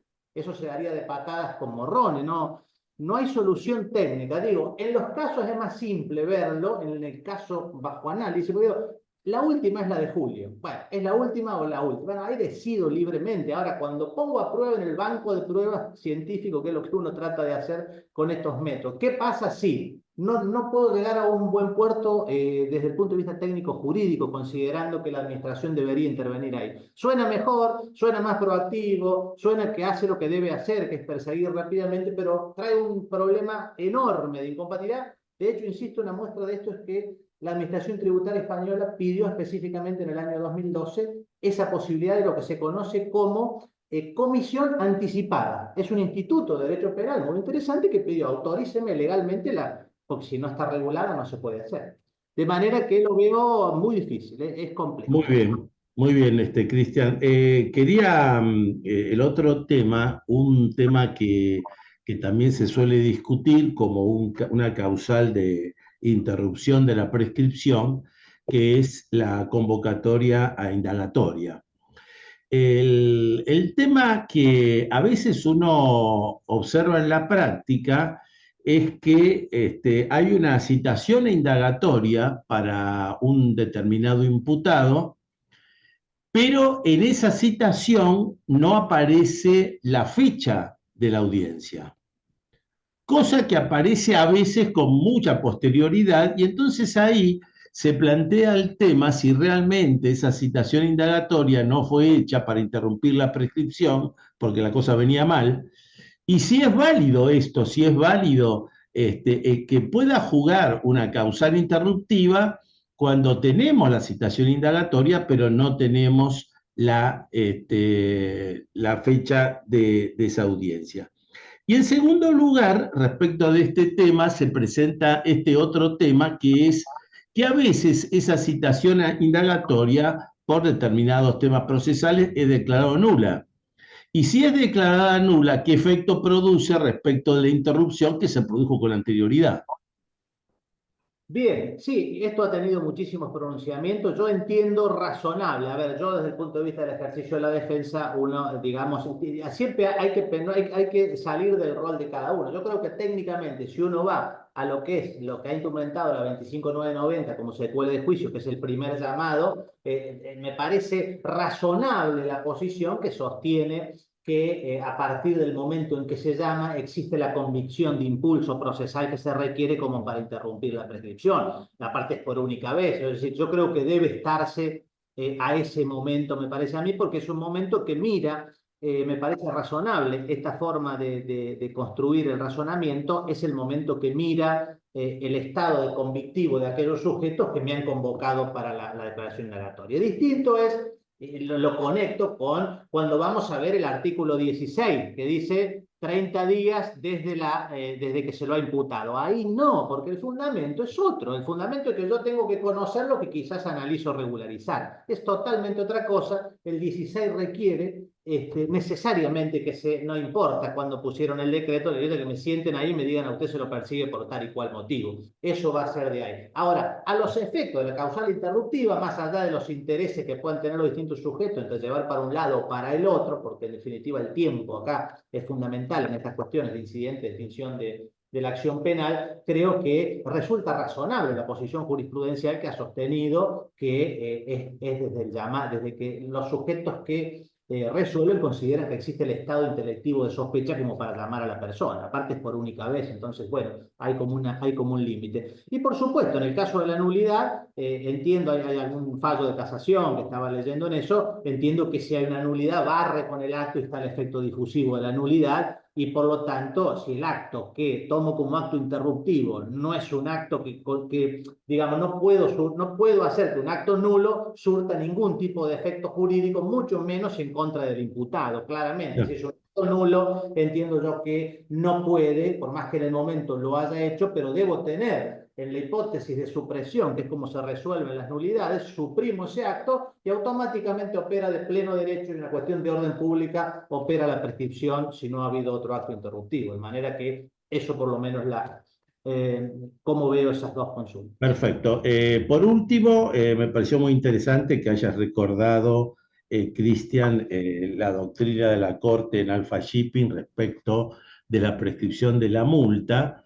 Yo quería agregar que a partir de ahí, muchos defensores de contribuyentes en los procesos contenciosos han intentado traspolar esta doctrina, pero para los impuestos nacionales, de forma que los 5 años se transformen en 2. Obviamente, tanto el Tribunal Fiscal como las distintas salas de la Cámara rechazaron totalmente esta posición, porque esto, como vos muy bien distinguiste, está aplicado exclusivamente para impuestos locales, ¿no? Y no para los impuestos nacionales, dado que ahí también tenemos la ley 1183. Bueno, acá hacemos un parate, Cristian, después pasamos a la parte con todos los colegas y vamos a pasar a la segunda parte entonces de la exposición de Graciela Manonelias, que va a ser la exposición del otro tema, que es justamente el tema de aspectos procesales, cómo la jurisprudencia fue resolviendo los distintos temas. Graciela, muy buenas tardes. Gracias por acompañarnos nuevamente. ¿Qué tal? Buenas tardes. ¿Se escucha bien? Perfecto. Bueno, me toca a mí el tema, un tema de inicio del proceso, que lo voy a hacer muy brevemente para después ir señalando distintas posturas que tuvo la jurisprudencia en algunos casos que se han presentado a lo largo del proceso. Bueno, ¿qué es la iniciación de la acción penal? Como todos sabemos, el artículo 71 del Código Penal ya nos nutre de cuáles son las acciones que se inician de oficio, las acciones dependientes de instancia privada y las acciones privadas, ¿no es cierto?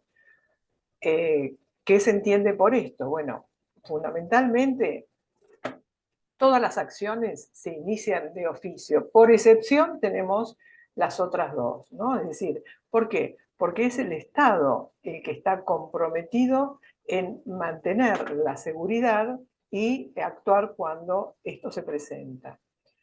Entonces, como regla general, las acciones se inician de oficio.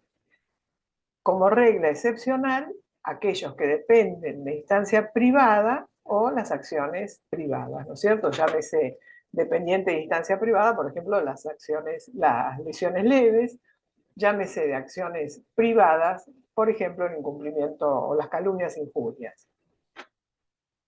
Bueno, muy bien. Una vez que el Estado interviene, su actuación es sumamente necesaria para averiguar la verdad real, ¿no es cierto? Esto no, salvo casos expresamente previstos, no se puede suspender, interrumpir o hacer cesar.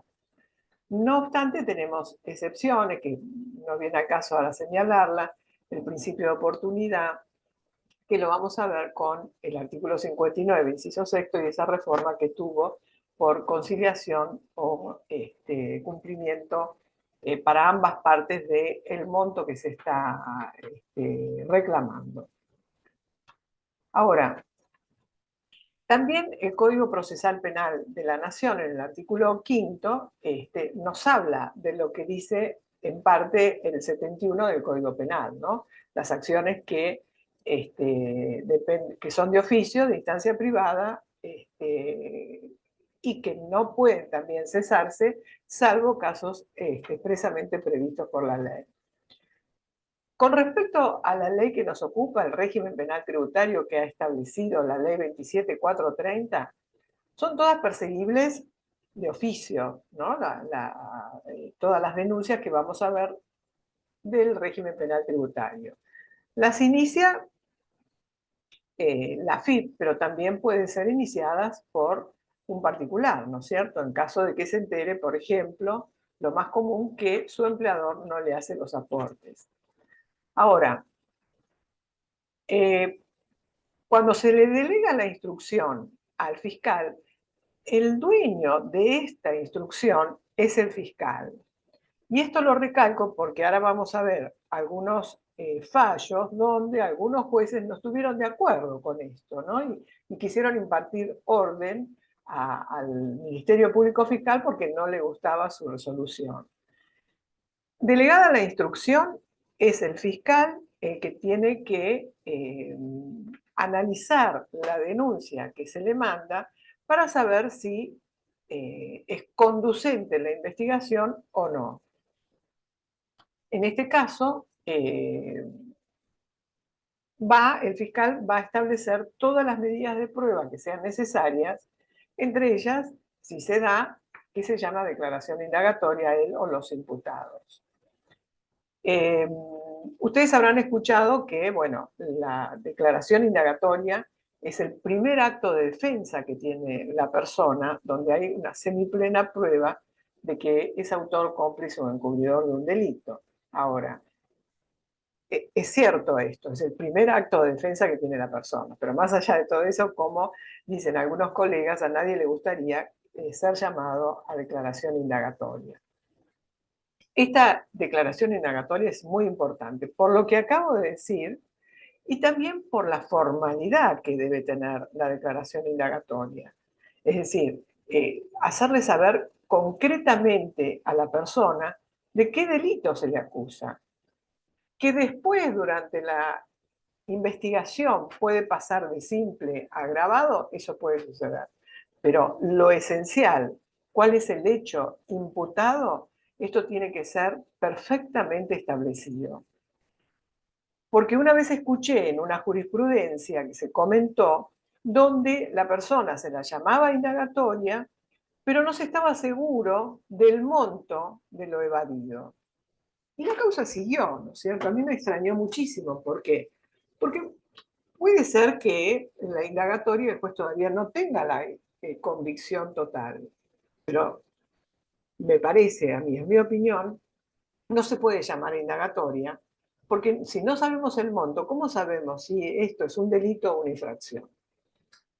Bien, se le hacen todas las preguntas que sean necesarias y ahí la persona va a adjuntar todas las pruebas que sean necesarias.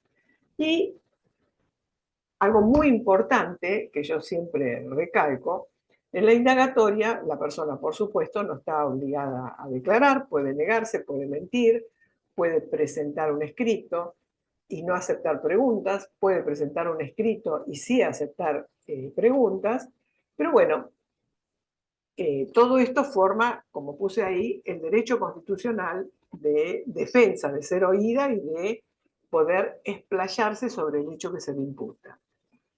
Este es un acto obligatorio, más allá de que la persona declare o no. ¿Por qué? Bueno, porque esto es lo que va a dar prácticamente inicio al proceso. Que por supuesto no puede tomarse esta declaración indagatoria si la persona no tiene un abogado, ya sea de confianza o un defensor oficial. Y tal es así que si la persona quiere defenderse a sí misma, en el caso que sea abogado, y el juez considera que su defensa no es la correcta, el juez tiene que parar el acto y hacerle saber a la persona que la defensa no es la correcta, por lo tanto, tiene que buscarse un defensor particular o si no, el juez es el que tiene que poner un defensor oficial. Todo esto también está regulado en los artículos 294 a 305 del Código Procesal Penal de la Nación. ¿Qué es lo que se considera que debiera ser? Bueno, que la indagatoria la tome el juez. Todos sabemos que esto en la práctica es imposible en la mayoría de los casos, ¿no? Por supuesto, en casos muy gruesos, esto sí se va a dar. Hubo jurisprudencia en el cual se planteó la nulidad de este acto y se pidió que se cumpliera con esto y en algunos casos los jueces han estado de acuerdo y se apersonaron a tomar la declaración indagatoria. Pero, como ya les dije, todos sabemos que es en la minoría de los casos, ¿no es cierto? Bueno, por supuesto, no hay juramento como si tiene un testigo de decir verdad. Y además, algo muy importante, en la indagatoria lo que tiene que estar es, obviamente, el imputado, su defensor, el fiscal y el juez. No puede haber otras personas. En la mayoría de los casos, obviamente, la toma un empleado del juzgado. También la puede tomar el secretario, ¿no? Al no haber más personas, o sea, nadie puede intervenir. Sí pueden hacer preguntas, pero siempre se hacen a través del juez, ¿no? Es el juez el que pregunta. Ahora, así como el auto de procesamiento es apelable, o sea, por recurso de apelación, obviamente, o mediante nulidad, en el tema de la declaración indagatoria, la jurisprudencia se ha expedido diciendo que esto es una facultad propia del juez, por lo tanto no debe ser apelable. Pero, más allá de que no está contemplado esta apelación en el Código Procesal, sí hay casos en que se ha establecido la apelación y se le ha hecho lugar en el caso de un grave perjuicio a las garantías constitucionales, un gravamen irreparable. Muy bien. Terminada la indagatoria, todos sabemos que hay 10 días para resolver esta situación procesal, donde el juez va a tener que evaluar 3 posibilidades. O le dicta el procesamiento y ya la somete a juicio cuando hay elementos, cuando esa defensa que alegó la persona no fue conducente para cambiar la situación. Procesamiento, que puede ser con o sin prisión preventiva. Sobreseimiento, es decir, cuando el juez cae en la seguridad de que no hay elementos que impliquen a esta persona. Y también la falta de mérito, por supuesto, que esto es dentro de todo bastante bueno, porque el juez acá no sabe qué hacer, si sobreseer o dictar el procesamiento. No tiene todavía la convicción necesaria. Entonces, con buen criterio, dicta la falta de mérito y va a seguir investigando, por supuesto. Bien, esto lo hablaba Cristian, ¿no es cierto? El artículo 67b del Código Penal establece que el primer acto interruptivo es el llamado a prestar declaración de una persona. Y acá lo que estaban hablando ustedes, Humberto y Cristian, en estos fallos. En el fallo Cuatrín de la Corte Suprema, lo que establece que es el llamado a indagatoria, aunque no tenga fecha, interrumpe la prescripción. Y después en este otro fallo, Balducci, de la Cámara Federal de Rosario, estuvo muy bien el cuestionamiento, porque acá lo que se dijo es, bueno, muy bien, interrumpe la prescripción, pero que ese llamado sea en un tiempo razonable. ¿Por qué? Porque no se puede someter a una persona a que se le interrumpa la prescripción al solo efecto de favorable a la querella o porque, y después porque o el juzgado dejó pasear el tiempo o porque no tenía los elementos necesarios, la llama en un tiempo que ya no es considerable. Esto, desde mi punto de vista, atentaría contra las garantías constitucionales. Pero bueno, en general, como dijo Cristian, primer llamado a indagatoria, ya con esto interrumpe la prescripción. Bien, pasamos ahora entonces, después de este breve reconto de la parte procesal, a los antecedentes jurisprudenciales. Acá, la tesis en contra de la prejudicialidad de la determinación de oficio.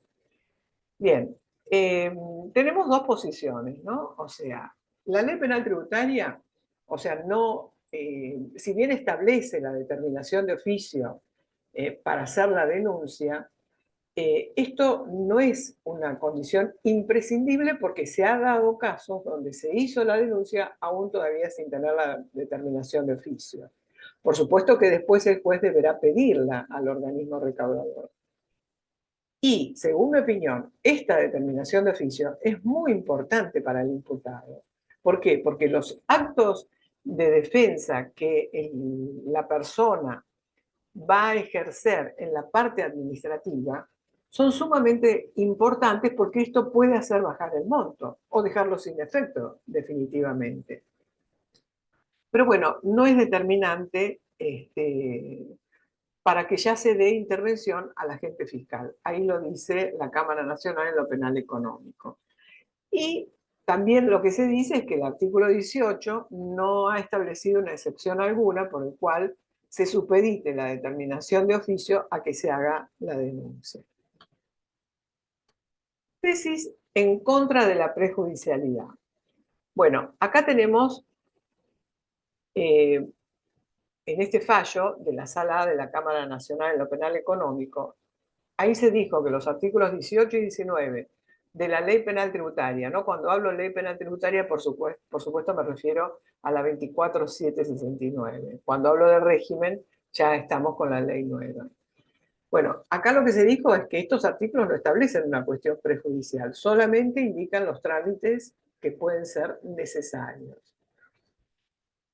Después, en otra jurisprudencia también de la Cámara Nacional de lo Penal Económico, pero la Sala B, acá lo que se dijo es que por el hecho de haberse requerido la instrucción del proceso sin la determinación de oficio, esto no impide demostrar los extremos fácticos que van a ser materia de la investigación. Por lo tanto, no puede ser, no afectaría garantías constitucionales.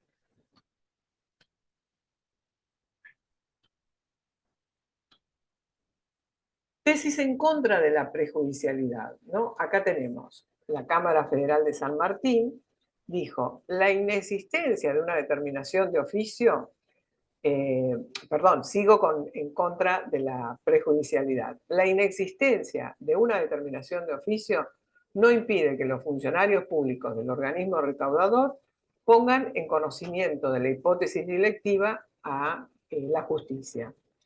Y o sea, el ejercicio de la acción penal no está supeditado a que se haga el trámite administrativo previo.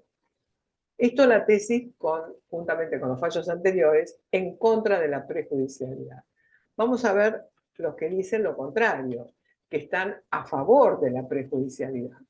Ahí lo tenemos en la causa de Tucumán, Cámara Federal de Tucumán, y lo tenemos también en Donato Pascual, de la DGI de Mercedes sobre denuncia, y Lavadero Anca.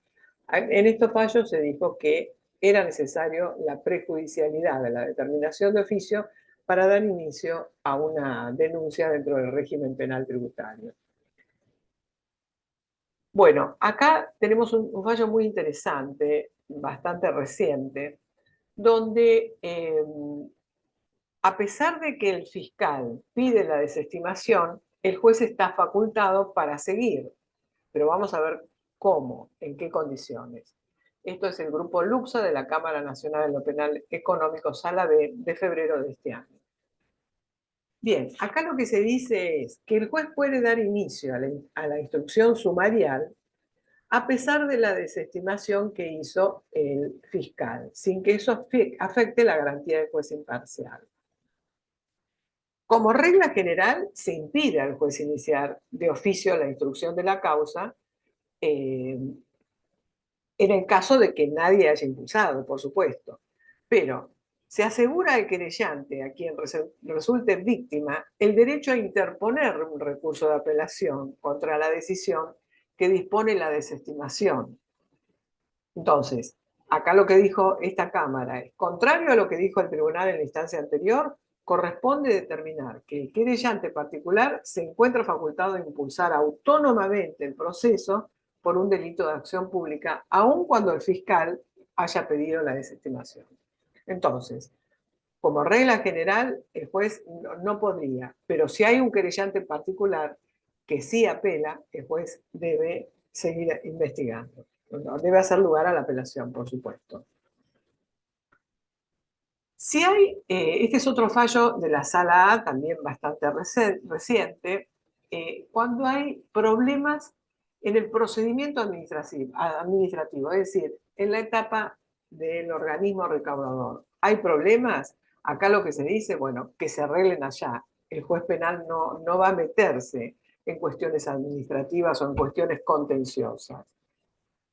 Y acá lo que se dijo, la Cámara, que se ha rechazado ya con anterioridad planteos que se sustentaban en irregularidades en el procedimiento de contencioso, en la determinación de la deuda. Trae a colación que lo que ha dicho en otros fallos, es decir, por el Código de Forma no se atribuye competencia al juez interviniente en la causa penal para determinar la posible nulidad del procedimiento utilizado en el marco de las actuaciones administrativas. Ahora, por supuesto, yo agrego, si esa determinación de oficio se logra establecer que tiene anomalías serias que pueden violar garantías constitucionales en cuanto a lo que se está discutiendo, por supuesto que el juez ahí va a tener que pedir una pericia para poder determinar si es fehaciente o no, ¿no? O sea, yo particularmente no lo tomo como una regla general esto. Si son cuestiones simples de hecho y prueba del procedimiento administrativo, creo que en eso comparto el fallo. Pero si son cuestiones profundas, el juez debe intervenir y debe nombrar un perito, más allá de los que puedan nombrar las partes. Esto continuando con el fallo que vimos anteriormente, el querellante particular puede impulsar en forma autónoma cuando el fiscal no está de acuerdo. Esto lo dijo la Cámara Federal de Casación Penal en abril de este año, en el caso Santillán. Y la casación dijo: el criterio según el cual se entiende que el querellante se encuentra legitimado para impulsar el proceso en solitario, es necesario, acá lo que dijo que no es tan necesario el acompañamiento del Ministerio Fiscal y no se va a ver alterado el proceso frente a ninguna violación de una garantía constitucional en el caso que la querella que va a impulsar autónomamente el proceso sea un órgano del Estado, porque no se ha hecho diferenciación. Entonces, resumiendo en este fallo lo que dijo la casación, el querellante puede ser un querellante particular, puede ser un órgano del Estado. Si apela autónomamente, esto es válido.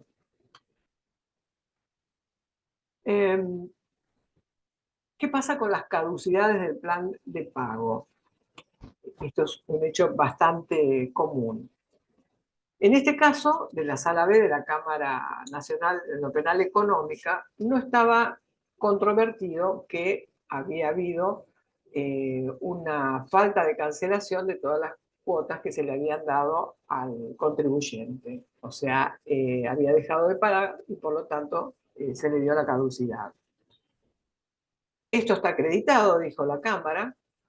Por lo tanto, los motivos por los cuales el contribuyente no dio cumplimiento a ese plan y se suspendió el ejercicio de la acción penal, ocurrido esto, es válido que se siga con la causa penal, que continúe la causa penal. Por lo tanto, cuestionar esto, que lo que había hecho el contribuyente, que estaba mal, que se lo había la caducidad que dio la administración, que no era la correcta, por distintos motivos, en este caso sí el juez no se va a meter. Opera la caducidad, no se pagaron 2 o más cuotas, esto se da por caduco el plan. Ahora, los motivos ya es un tema aparte, sobre todo cuando la caducidad no está controvertida porque hubo falta de cancelación de las cuotas. Entonces, el reinicio de la instrucción, dice la Cámara de lo Penal Económico, es correcto y no se han afectado garantías constitucionales. Vamos a ver qué pasa en este fallo, también bastante reciente, del Tribunal Oral en lo Penal Económico número 3, de mayo de este año, cuando viene la incapacidad para ejercer la representación en una causa. Es un tema muy importante esto y muy particular. ¿Por qué? Porque acá teníamos el síndico que, como todos sabemos, es un auxiliar de la justicia, que tiene responsabilidades muy importantes que va a asumir actuando de buena fe, con neutralidad, transparencia, tanto en interés del deudor como de los acreedores, es decir, del proceso en general. Es objetiva su actuación y con estas características, ¿no? Como se cita ahí en el fallo. Pero acá se llega a un problema cuando el síndico, además de ser síndico y representar a la sociedad, también ejerce la representación en el proceso penal, en base a la persona imputada. Este se rige por otras reglas. Entonces, hay una tensión, hay un conflicto entre una actuación del síndico por un lado y una actuación del síndico en una causa penal. Entonces, no cabe la menor duda que si es llamado en una causa penal, tiene derecho a negarse a declarar y no se le puede hacer prestar el juramento cuando es el representante, porque no se puede autoincriminar. Entonces, esto es una situación de tensión creada Y en este caso, la sindicatura no está legitimada, o sea, correctamente para intervenir en la causa penal donde va a ejercer la representación de la sociedad. Entonces, es necesario, consideraron, suspender la tramitación de la causa con relación a la persona jurídica. El propósito, esto está por supuesto establecido en el artículo 77 del Código Procesal Penal de la Nación, que lo que establece este artículo es que no se puede proseguir el juicio contra la persona acusada de un delito que no está en condiciones de defenderse. Entonces se debe suspender el juicio. Concretamente lo que dice el 77 es cuando sobreviene una incapacidad mental del acusado, ¿no? Que le va a impedir defenderse. Pero acá la hacen extensiva, en este particular caso, al síndico, que no tiene una incapacidad mental. Pero sí hay una situación de tensión entre su función como síndico y su función para estar representando a la sociedad en causa penal. Por lo tanto, acá lo que se estableció es suspender hasta tanto se llegue a conseguir un nuevo representante. Vamos a ver qué pasa en el tema de fallecimiento. Esta es la Cámara Federal de Casación Penal, también de este año, de mayo de este año. El delito era apropiación indebida previsional. Y el juez de grado va a rechazar que se llame a prestar declaración indagatoria a la persona jurídica, porque ha fallecido el imputado y por lo tanto se extingue la acción respecto de este imputado. Bueno, el fiscal pidió que se cite a prestar declaración indagatoria a la persona jurídica, porque hizo una separación entre lo que es como el criterio, la declaración del representante de la persona física y la indagatoria de la persona jurídica, que por supuesto deben tomarse y deben llamarse a declaración en forma separada. El juez no estuvo de acuerdo con la posición del fiscal porque lo que decía que la 27430 no prevé la imposición de sanciones, pero no introduce una imputación penal como para que pueda perder la libertad la persona jurídica, por supuesto. Entonces, no es susceptible avanzar, dijo la Cámara Federal de Casación, con la persecución penal autónomamente contra la empresa. Este es un caso muy particular, ¿no es cierto?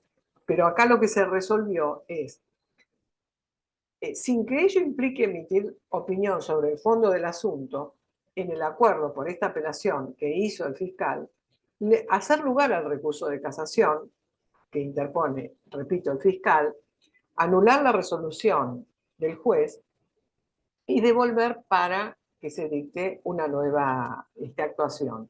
Y acá tenemos el tema del conflicto, ¿no? Cuando el fiscal dice algo que no es compartido por el juez. O sea, no puede ponerse a dar órdenes al fiscal. En el caso de que la delegación esté hecha hacia el fiscal es el que va a seguir interviniendo. Lo que el juez puede hacer, según mi opinión, es reasumir la investigación, eso sí. Entonces, en el caso de los regímenes de acogimiento a los respectivos regímenes, se suspenden las acciones penales, dice acá también la Cámara de Casación Penal, recientemente este fallo, Mastaglio Guillermo, donde las leyes de moratoria establecen, estas leyes que acá están citadas, que una vez entrado se suspenden las acciones penales tributarias en curso. Pero esto no sucede de pleno derecho, sino que es necesaria una resolución judicial, porque obviamente acá hay que dar traslado al organismo recaudador para que diga si efectivamente hay una adhesión a alguno de estos planes y están vigentes. Es necesario dar intervención al organismo recaudador, que éste conteste, y en este caso el juez es el que va a establecer una resolución que así lo disponga. No se hizo lugar a los sucesivos planteos que solicitaba la defensa, en el cual ya quería que esto se suspendan las acciones, porque no estaba ciertamente establecido la intervención del organismo recaudador, ¿no? Entonces, para suspender las acciones penales no es de oficio, no es con que solo el contribuyente presente esto. Es necesario dar intervención al organismo recaudador para que así se expida. Bien, otro fallo, también de la Cámara Penal Económico, la Sala B, el non bis in idem, en una causa por evasión fiscal, donde se extingue por una moratoria y había otro delito que era lavado de activos. Entonces, acá lo que se trata es, a ver, la extinción por acogimiento a la moratoria de la evasión que había, ¿se extiende también al lavado de dineros? Acá la Cámara de lo Penal Económico dijo, la extinción de la acción por este delito es correcto, no está extinguida porque se ha acogido a la moratoria y está todo pago. Pero no puede hacerse extensiva a los delitos del 210, 303 y 310 del Código Penal. Entonces, en este caso no hay afectación al non bis in idem. Esto se ajusta a derecho porque son dos cosas distintas. Por supuesto, acá la defensa pretendía hacer extensivo la extinción de la acción penal a ambos delitos. Y por eso planteó el non bis in idem. Pero acá, con buen criterio, a mi entender, la Cámara lo que dijo, no hay afectación, esto es otra cosa.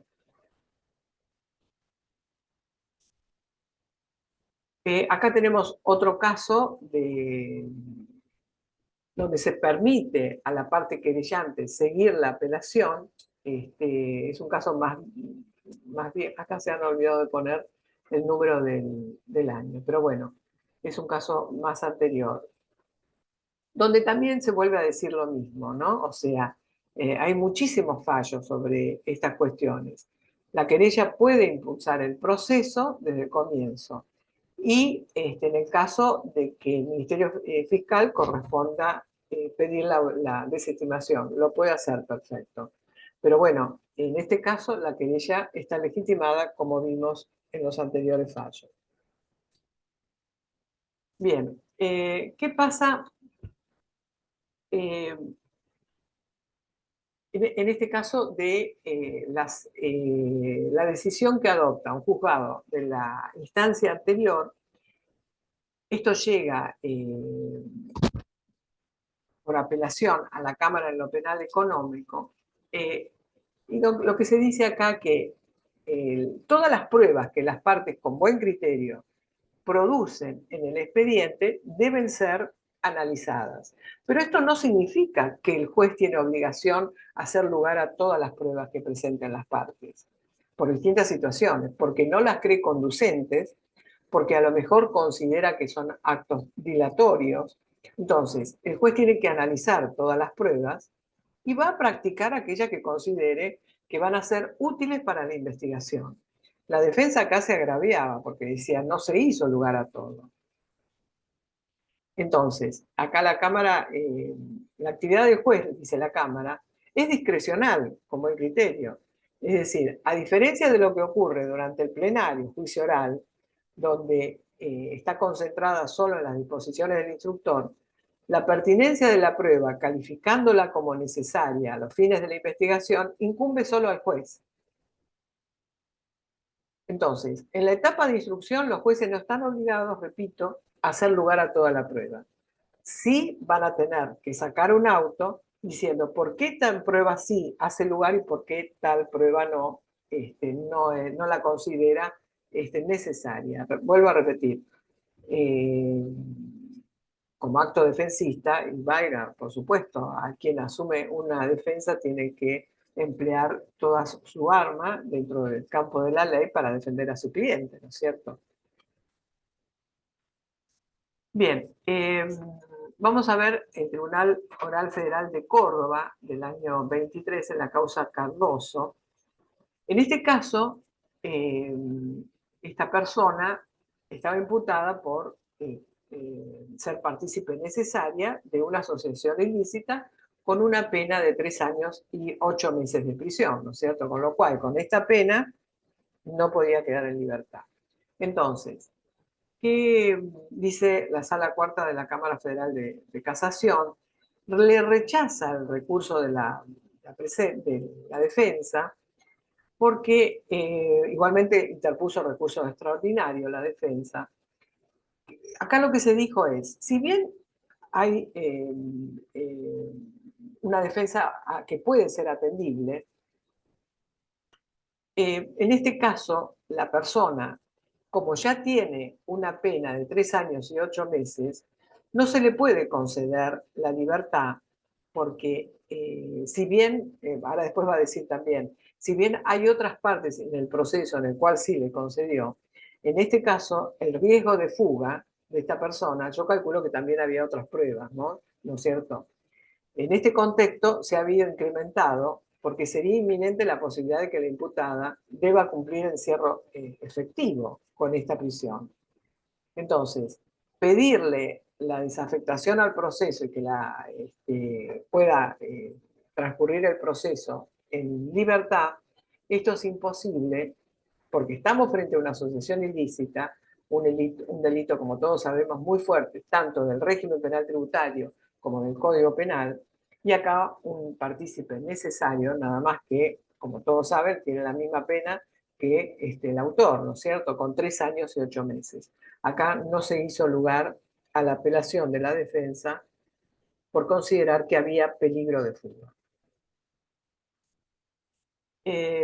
Cita, por supuesto, el artículo 22 de la Comisión de Derechos Humanos, que dice, es cierto, toda persona tiene derecho a salir libremente de cualquier país, inclusive del propio.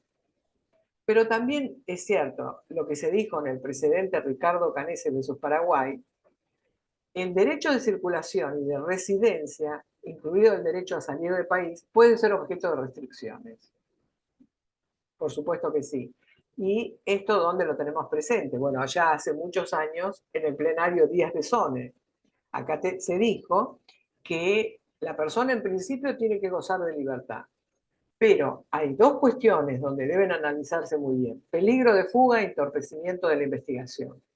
Si se dan alguna de estos dos o los dos juntos, la persona va a perder la libertad. Solo en estos casos, ¿no es cierto? Acá dice, si bien el tribunal había autorizado a salir del país a distintos imputados, esto fue antes de que se confirmara la condena por la Cámara de Casación Penal. Entonces, acá valió la situación. Antes tenemos una condena en expectativa. Acá ya está confirmada. ¿Puede ser apelada? Sí, puede ser apelada. Después de la casación, como recurso extraordinario de la Corte. Pero acá hay peligro de fuga. Entonces, la salida del país de esta imputada no se hizo lugar. Se confirmó la resolución del juez de la Cámara. Bueno, acá se rechaza la declaración de nulidad del dictamen fiscal. Vamos a ver qué pasa. También muy reciente, mayo 24. Cámara Federal de Casación Penal, Sala 2. El fiscal acá había pedido el sobreseimiento del acusado, fue respaldado por los demás representantes del Ministerio Público Fiscal, o sea, esto es muy importante, ¿no? Fiscal de la instancia anterior pide sobreseimiento, es respaldado por lo que le sigue. Acá lo que se había considerado es que los hechos investigados, de acuerdo a todas las pruebas, esta pretensión punitiva contra el nombrado feneció. Entonces, dicen, los jueces que consideraron nulo lo que dijo o lo que dijeron los fiscales, le recuerdan que es un órgano independiente encargado de promover la actuación de la justicia. Entonces, por lo tanto, el juez no puede ordenar al fiscal. Y sigue diciendo la casación. Lo que sostuvo el juez federal y la mayoría de la Sala 2 de la Cámara Federal de Bahía Blanca fue continuar con la persecución penal del encausado y la realización del juicio sin tener en consideración lo que dijeron los fiscales. Entonces, el órgano jurisdiccional, recuerda la casación con buen criterio, no está autorizado para rechazar el pedido de sobreseimiento del imputado mediante las decisiones adoptadas. Los jueces no tienen la potestad de obligar a los fiscales a pronunciarse a favor de lo que el juez está diciendo. ¿Por qué no? Porque la Constitución proclama la independencia de este órgano, el Ministerio Público Fiscal. Esto ya lo dijo, traen a colación, la Corte Suprema en el caso Quiroga, donde se dijo: resulta insostenible que el tribunal encargado de controlar la investigación preparatoria, el que pueda ordenarle al fiscal que acuse, ¿no? Por supuesto, son dos órganos totalmente distintos. Entonces, en este caso sí, los jueces están obligados a seguir lo que dice el fiscal, porque no hay pretensión, ¿no? Este caso que vamos a ver, Cámara de Penal Económico, la Sala B, se había llamado indagatoria tanto a la persona física como a la persona jurídica en un mismo acto. Entonces, acá lo que se dice es, en el artículo 302 del Código Procesal Penal de la Nación, establece que cuando hubieren varios imputados en la misma causa, las indagatorias tienen que ser por separado. Y en este caso el juez recibió tanto la indagatoria de la persona física como de la firma en un mismo acto.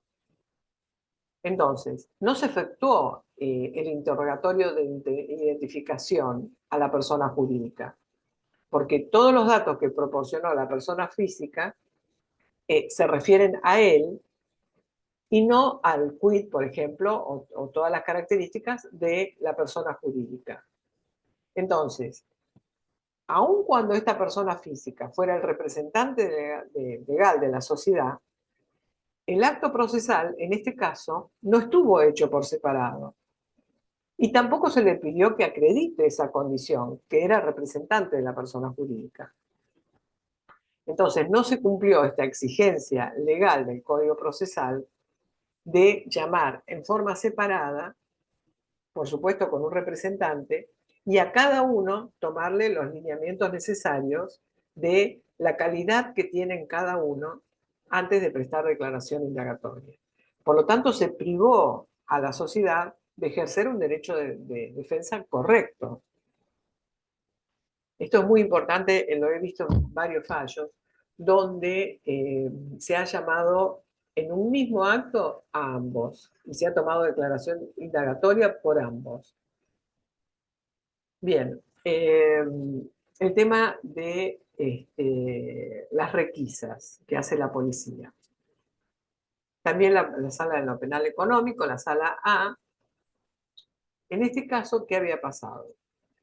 Personal de la Fuerza de Seguridad había consultado al juzgado sobre un hecho que se había suscitado en ocasión de estar ellos controlando las calles. Había un auto con personas adentro que, según lo que establece la policía más los testigos que labraron el acta, podía considerarse sospechosa. Entonces, se dispone a allanar el auto y a las personas y encuentran en su interior una suma de 950.000 pesos, 30.000 pesos, una bolsa transparente conteniendo varias piezas metálicas de color dorado, presumiblemente decía que puede ser oro, bueno, teléfono celular, distintos frascos con líquidos, lo que podía llegar a ser droga. Entonces se procede al secuestro de estos celulares, también de dólares que tenían, $1.500 y 8.800 pesos que llevaba otra de las personas que fueron demoradas. Bueno, hubo 3 o 4 que estaban demorados. El Código Procesal faculta a los funcionarios de la Fuerza de Seguridad para disponer requisas sobre las personas o vehículos, sin que tengan orden judicial. Porque fíjense ustedes, frente a algo que es inminente, no pueden decir, bueno, espera un momentito que voy a pedirle autorización al juez. Es necesario, infragante delito, actuar de inmediato. Ahora, bien, después de esto, acá lo que surge del fallo, que la policía identificó a los nombrados y lo comunicó de inmediato al juez interviniente, que hizo lugar, o sea, autorizó que se siga adelante. Entonces, no hubo afectación a las garantías constitucionales por la defensa que estaba pregonando, ¿no? Porque dice, bueno, acá se paró, es como un actuar de pesca, pero en este caso no era así, precisamente porque la policía lo que llega a visorar una situación de sospecha importante. Además, como dice el Código Procesal, la policía ejerce funciones de prevención en determinados lugares, pero no es que va contra una persona en especial, ¿no? O sea, sino que es público, o sea, esto lo vemos muy frecuentemente por la calle, donde en determinados lugares se para el auto policial a pedir documentación y demás. O sea, eso está permitido. Lo que no está permitido es ir de pesca y si una persona es sospechosa por la cara o lo que sea, esto obviamente afecta a garantías constitucionales. Este es un caso muy pintoresco, por así llamarlo. Acá, en un imputado, la Cámara Penal Económico también, de agosto de este año. El imputado pide autorización para salir del país, se la dan bajo caución real de 500.000 pesos. Esto el imputado la da, sale fuera del país, luego vuelve y el imputado lo que quería, bueno, yo ya volví, cumplí, devuélvame los 500.000 pesos. El juzgado Acuo lo que hizo es, una vez que volvió, ese importe lo afectó al embargo. ¿Por qué? Porque había un embargo anterior que no se había hecho efectivo. Entonces dijo, señor, este dinero yo no se lo devuelvo, lo tomo para el embargo. Por supuesto, la defensa no estuvo de acuerdo, se apela. Y acá la Cámara lo que dice, a ver, es correcto, los 500.000 pesos fueron para la caución real, señor. Pero usted el embargo que tiene no se hizo efectivo. Por lo tanto, ese dinero yo tengo autoridad para afectarlo para el embargo. Y después se verá, ¿no es cierto? Está bien, frente a esto lo que nosotros podemos decir, si no se hizo el efectivo el embargo, ¿por qué no hizo una inhibición general de bienes? Bueno, ahora, que se haya sobresalido en su actuación, el juez no lo veo, según mi opinión, porque había un embargo que cumplimentar y eso es muy importante para la determinación del juicio en un futuro, ¿no es cierto? Así que bueno, acá este señor se privó de los 500.000 pesos en principio por ahora, ¿no es cierto? Bueno, muy bien, creo que ya no me queda, no. Acá termino con esta jurisprudencia.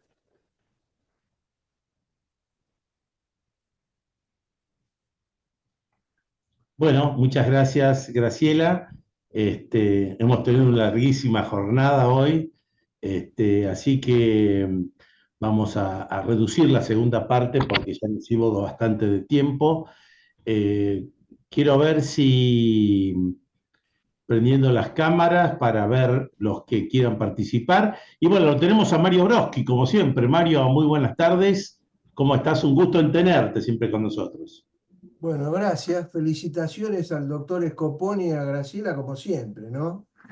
Y encima Graciela siempre trayendo a sus alumnos, que es lo más importante, para que aprendan, que puedan participar. Bueno, yo voy a mencionar que estoy de acuerdo con el doctor Scoponi y con el doctor Bertaza en relación al IVA, que hay que tomar el periodo anual, porque lo dice el artículo primero, como dijo el doctor Scoponi, es claro que la suma evadida de el exceso de 1,5 millones por cada tributo y por cada ejercicio anual, aun cuando se trate de un tributo instantáneo o de periodo fiscal inferior a un año. Así que eso está claro. Y solamente quiero aclarar, porque no creo que se mencionó, que cuando se trata de una persona jurídica está referido al cierre del ejercicio anual de la misma, y cuando se trata de una persona humana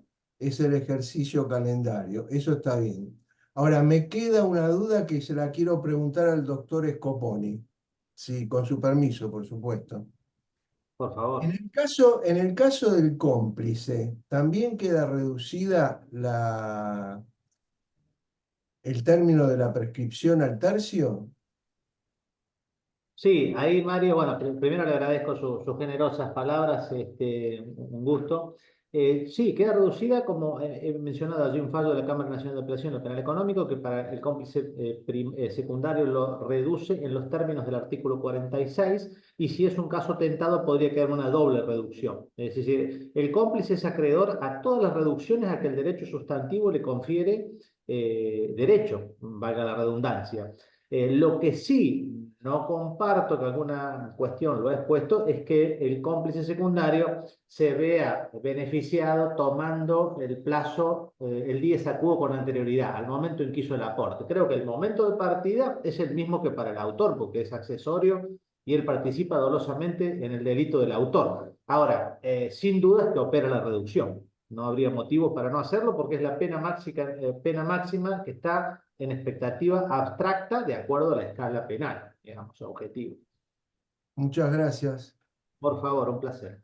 Gracias, Mario. Yo quería destacar uno de los puntos que mencionara Graciela, que es a las declaraciones indagatorias de personas humanas y de personas jurídicas, porque efectivamente la Cámara de Apelaciones viene sosteniendo que deben ser por separado, y en aquellos casos que se tomaron en forma conjunta, la Cámara volvió a obligar a que se tomen por separado esas declaraciones indagatorias. Creo que el problema que aún no tiene solución, esto habíamos tenido una reunión especial nosotros, es en los casos de personas jurídicas que se llaman indagatorias, pero que se encuentran en quiebra, porque aquí aparecen distintas posiciones que los jueces están considerando. Yo recuerdo que por lo menos hay 3 posiciones en esta materia. Hay algunos que sostienen que el representante de la persona jurídica debe ser el síndico, porque el síndico, justamente porque está en quiebra.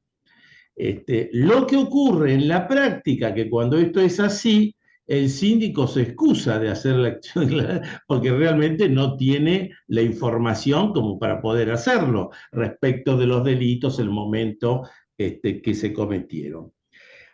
Una segunda posición de algunos jueces es que interpretan que son los representantes legales de la sociedad los últimos anteriores a la quiebra. Posición que tampoco es compartida por todo el mundo, y hay una tercera posición donde se dice que no es ninguno, y por lo tanto no hay declaraciones indagatorias porque no habría hábilmente ninguna persona para representarlo. Me pareció interesante este tema porque aún con el tiempo que ha pasado y con los casos judiciales que se han presentado, todavía no existe una definición al respecto.